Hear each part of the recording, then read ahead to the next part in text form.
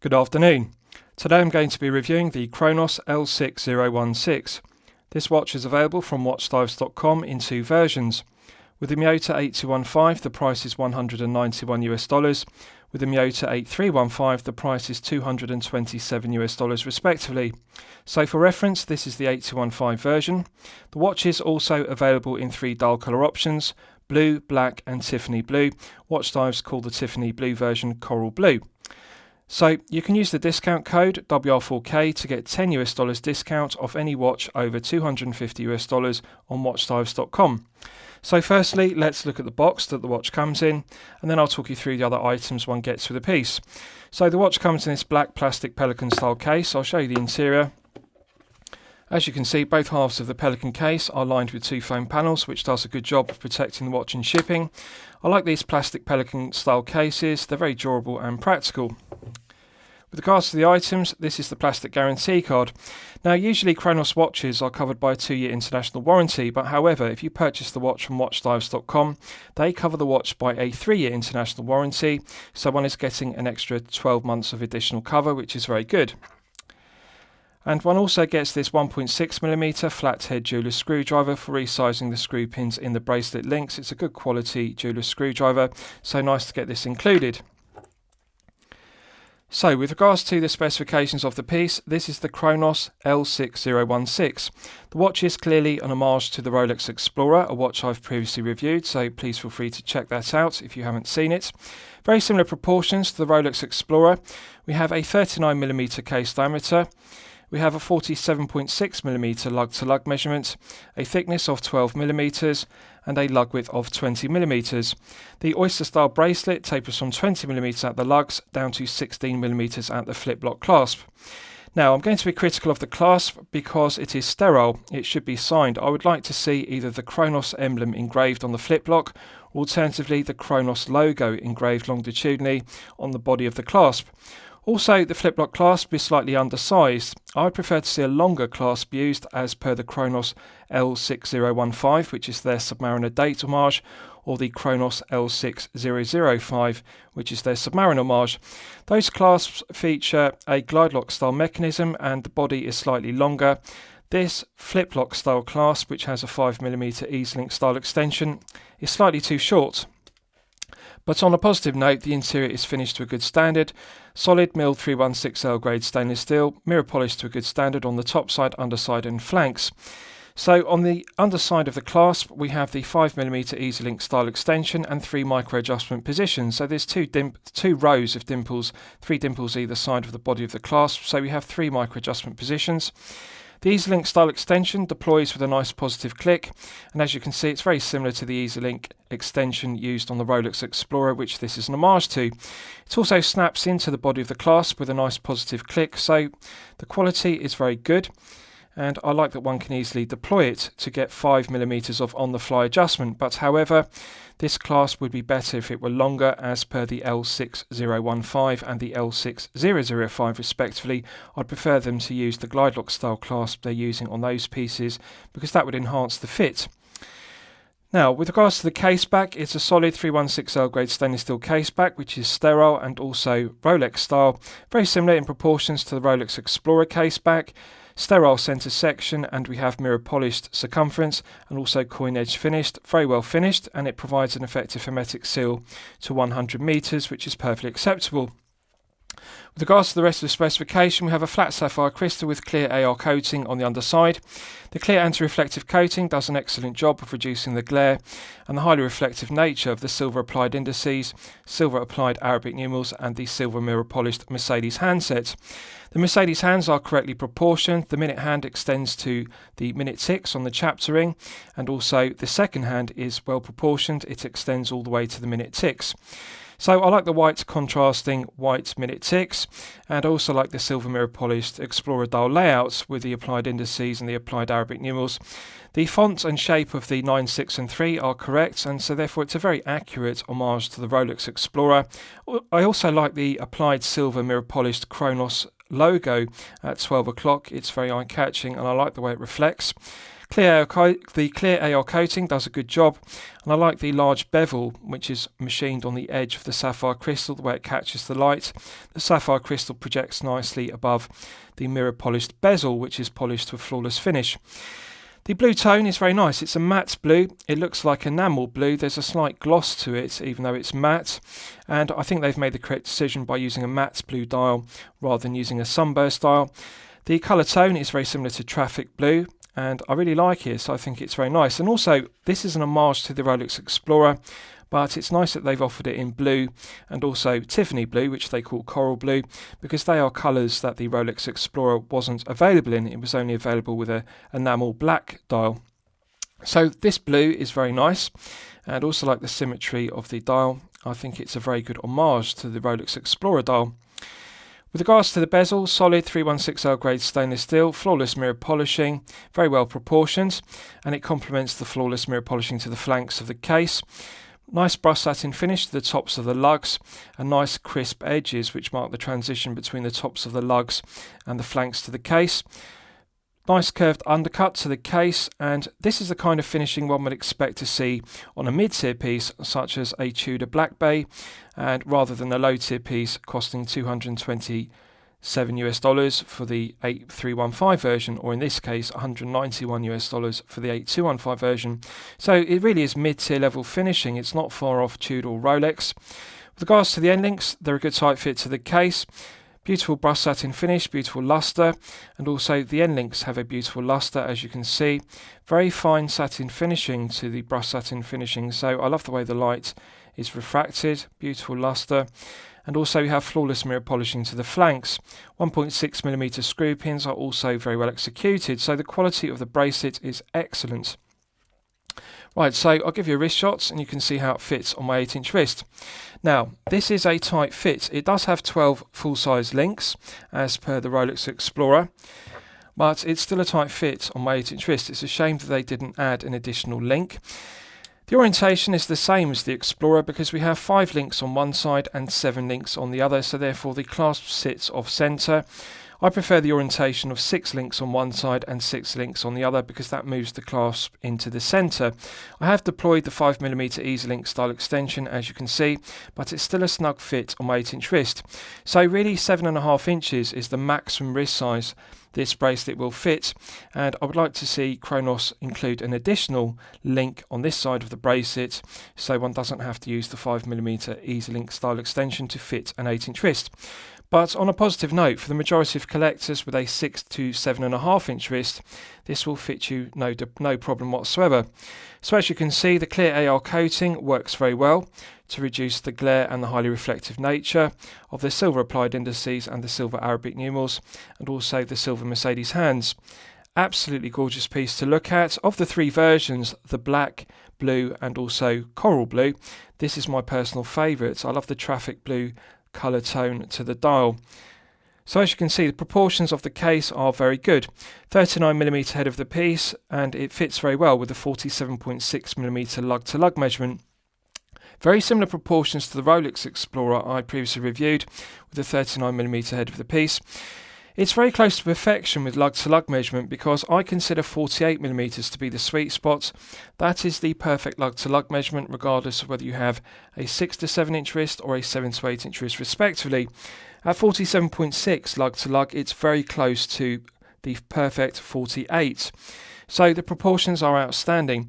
They've also made the correct decision by using a 20mm lug width and an oyster style bracelet that tapers from 20 down to 16. That is the perfect taper for an oyster style bracelet on a 39mm head of the piece. The flat sapphire crystal is very aesthetically pleasing. I really like the bevel which catches the light when one tilts it at an oblique angle. You can see the crystal catching the light, so it's just absolutely gorgeous. Clear AR coating works very well, and I love the silver applied Cronos logo at 12 o'clock, the way it reflects the light, so it's just a very good dial layout. And also, because this is an homage to the Rolex Explorer, they've made it in this traffic blue colour, which was never offered by Rolex, so it's not a direct one-to-one copy of the Rolex Explorer. I like when homages are offered in dial colours that weren't available with the original. So good looking piece, feel good factor is excellent, comfort level is excellent. 135 grams with all the links in the oyster style bracelet. So it's very lightweight and comfortable, feels very well balanced on the oyster style bracelet. I would expect a 39mm piece on an oyster bracelet to be circa 150 grams, so it's 135. It's very comfortable to wear. Now the positive is it's very low profile. It's only 12mm thick, and I would expect this to be 13mm because it's powered by the Miyota 8215 automatic. And the advantage of using the 8215 versus the NH35A or the NH38 is the 8215 is more slender, and therefore it can be fitted in a lower profile case. Now, they've obviously reduced the thickness of the crystal and the case back because it's only 100 metres water resistant rather than 200 metres, but in this case they've made the correct decision, because had they made it 200 metres, they would have had to use a thicker sapphire crystal and a thicker case back in order to provide 200 metres of water resistance. But by reducing it to 100 metres, the sapphire crystal is thinner and the case back is thinner, and therefore they were able to reduce it from 13mm down to 12. So obviously this is easily going to slip underneath a shirt cuff if you wear business shirts. At 12mm, it's a very low profile daily wear piece. Very comfortable to wear. I really like the 135 grams. So it's just a shame they didn't sign the clasp and also lengthen the clasp using the same glide lock style clasp they use on the L6016, which is their Submariner date Homage, which I've previously reviewed, because that glide lock style clasp does offer more on the fly adjustment than the 5mm EasyLink style extension used in this flip lock clasp, which is slightly too short. Right, so let's test the crown. The screw down crown provides an effective hermetic seal to 100 metres of water resistance, which is perfectly acceptable for a daily wear piece. Absolutely silky smooth, 10 out of 10 screw down crown execution. The screw down crown is coin edge finished, mirror polished domed cap and an embossed Cronos emblem, which is done to a high standard. So feels silky smooth to unscrew, no friction whatsoever. Good interface between the internal thread of the stainless steel crown and the external thread of the stainless steel crown tube. So in the first position, one can manually wind the Miyota caliber 8215 automatic to top it up to its maximum 40-hour power reserve. In terms of manual winding, it feels very similar to the NH35A and also the NH38. One can feel the tension in the mainspring gradually building up. It does feel smoother to manually wind than a PT5000, so it is a pleasure to manually wind the 8215. Now, this does have a phantom date setting position. The date wheel is present beneath the dial, so in the first click position, it's the quick set date complication, and one can hear and feel the date wheel clicking over underneath the dial. Putting it out to the second click position is the time setting position. Now, on a positive note, this is a later version of the Miyota 8215. Early versions of the 8215 did not hack. They didn't have hacking, and so one couldn't set the time precisely to the second. When one pulled out the crown to the time setting position on the 8215, the second hand continued to sweep around the dial. But Cronos are using the latest version of the 8215, and that does have hacking, as you can see. Looking at the second hand, if I push it in, it restarts the movement. The second hand begins to sweep around the dial. Pulling it out fully hacks the movement. So I'm really pleased that they're using the latest version of the 8215, and this watch is also available with the 8315. So the difference between the 8215 and the 8315 is as follows. The 8215 has 40 hours of power reserve, which is perfectly acceptable. The 8315 has the same architecture of the movement, but it has an additional 20 hours of power reserve, so 60 hours. So it's good to have the two options of 40 hours or 60 hours respectively. This one has the 8215, so it has 40 hours. Now, there is some backplay clockwise and anti-clockwise with the 8215.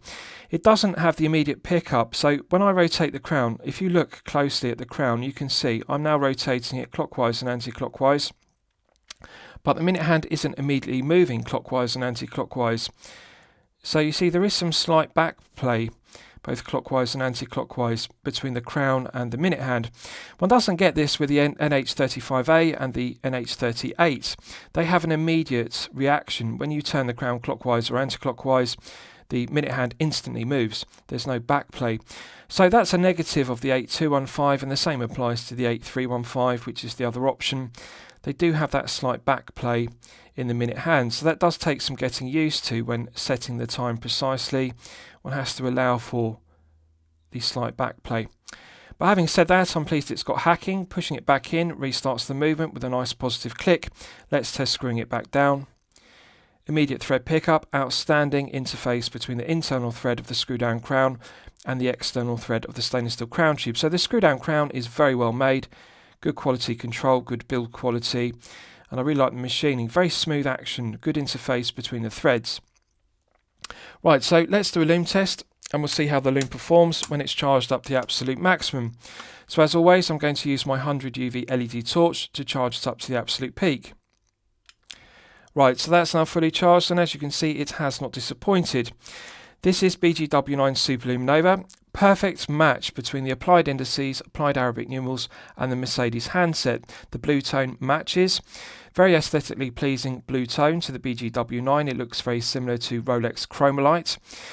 Now, the BGW9 is clearly 5 to 6 layers on the applied indices and the applied Arabic numerals. You can see that this isn't 2 to 3 layers. They haven't used any cost-cutting measure. We're also looking at 5 to 6 layers of BGW9 on the Mercedes hands. So it's glowing incredibly brightly, and it will continue to glow for a good length of time. Equal in performance to Rolex Chromolite, and also equal in performance to Seiko Lume-Brights, which is the very best superluminovas used in the watchmaking industry. I really like the blue tone of the BGW9, and I'm very pleased with the colour match. It's nice that they haven't got a mismatch between the indices and the hands. So really this is equal in quality to Rolex Chromolite. There is no discernible difference. I previously reviewed the Rolex Explorer, which this is an homage to, and I can tell you the performance of the Rolex Chromolite on the Explorer is the same as this L6016. So Cronos deserve full credit for not cutting any corners with regards to the quality of the top grade BGW9 Superluminova they're using. Right, so let's discuss the movement used. You'll all be familiar with the Miyota 8215. Now, this watch is available in two versions, 8215 and 8315. In terms of build quality, quality control, reliability, they are equal. The Miyota 8215 is a reliable, well-proven workhorse movement which has been in use since 1977, so 45 years of use and therefore very well proven. It's a very reliable movement. It has 21 joules. It runs at 21,600 vibrations per hour and a frequency of 3 Hz. 40-hour power reserve is perfectly acceptable. It has hand binding and hacking, which use for complications. The stated accuracy of the 8215 is -20 to +40 seconds per day, so the same accuracy range as an NH35A or an NH38 respectively. Now, the only difference between the 8215 and the 8315 is the additional 20 hours of power reserve. The latter has 60 hours, this 8215 has 40 hours. The question is it worth paying the extra and upgrading to the 8315? Because the movements are the same quality control, build quality, materials and finishing. $191 for the 8215 versus $227 for the 8315. I don't think it's worth paying the extra to get the additional 20 hours of power reserve. This 8215 is the later version, so it does have hacking. The main negative of the 8215 and the 8315 is they have a noisy rotor. And the rotor is only unidirectional winding. It only winds the movement when the rotor spins anti-clockwise. When the rotor spins clockwise, it has a negligible winding effect. So it's not as efficient as a bidirectional winding rotor, which winds the movement both clockwise and anti-clockwise. The rotor on this 8215 has to spin anti-clockwise in order to wind it. So it is a noisy rotor, and when on wrist, one can hear the rotor spinning round, both clockwise and anti-clockwise. I prefer the NH35A and also the NH38 because they are quieter. The rotor is quieter. One cannot hear the 35A and the 38's rotor spinning round. So the quality of the NH35A and the NH38 are higher grade. At this price point, $191, I would prefer to see Cronos use the NH38 because that would delete the phantom date setting position. The other thing I like about it is it's quieter, and I would say that it's better build quality, better materials and better finishing. So the 38 is a better movement. The 8215 is a low grade of Miyota movement. At $191, I would like to see a higher grade of movement such as the Miyota 9015, alternatively the 9039, which are my personal favourites. They are higher grades of movement. And they also benefit because they run at a higher beats rate and frequency. The 9015 runs at 28,800 vibrations per hour and 4 Hz. This 8215 runs at 21,600 vibrations per hour and 3 Hz. So the negative of a 3 Hz movement is if you look closely at the second hand sweeping around the dial. 3 Hz movements have a stutter or judder to the second hand. With a 4 Hz movement, such as the 9015, it has a smoother sweep to the second hand, and of course this is subjective. Some collectors won't mind the juddering or stuttering second hand of the 8215. I personally prefer a 4 Hz smoother sweep. So really I would like to see Cronos upgrade the movements to the 9015 or the NH38. But the 8215 does do the job. It's reliable, it's well proven, it's been in use for 45 years. It's good enough. And I like the fact it's a low profile movement because they've got the thickness of this piece down to only 12mm, which is very good. So lastly, I'll summarise the piece. What do I think of it overall?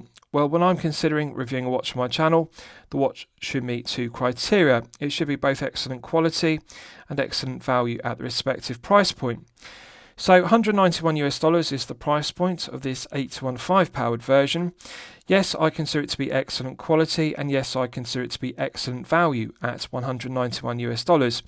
It's got strong specification, clear AR coating, BGW9 Super Lume Nova, screw down crown, screw down case back. The quality of the finishing to the head of the piece, the quality of the finishing to the bracelet are outstanding throughout. No flaws whatsoever with regards to the finishing. The only negative is the clasp, and it works perfectly well, and the EasyLink style extension works perfectly well, but I would prefer if they upgraded it to the L6015 glide lock style clasp, because that is longer, and also we have the glide lock style micro adjustment, so that would be an improvement. And also I would like to see them sign the clasp with the logo or the emblem, but this flip lock style clasp with the EasyLink style extension does suffice. No negatives to the piece other than that. 100 meters is perfectly acceptable, and I'm really pleased with the Super Lume Nova performance. So I'm going to declare it a champagne watch for lemonade money, and I'm going to highly recommend it to you for your consideration. It is excellent quality and excellent value. I hope you've enjoyed my review of the Cronos L6016. Please feel free to post your own comments below the video. Thank you very much.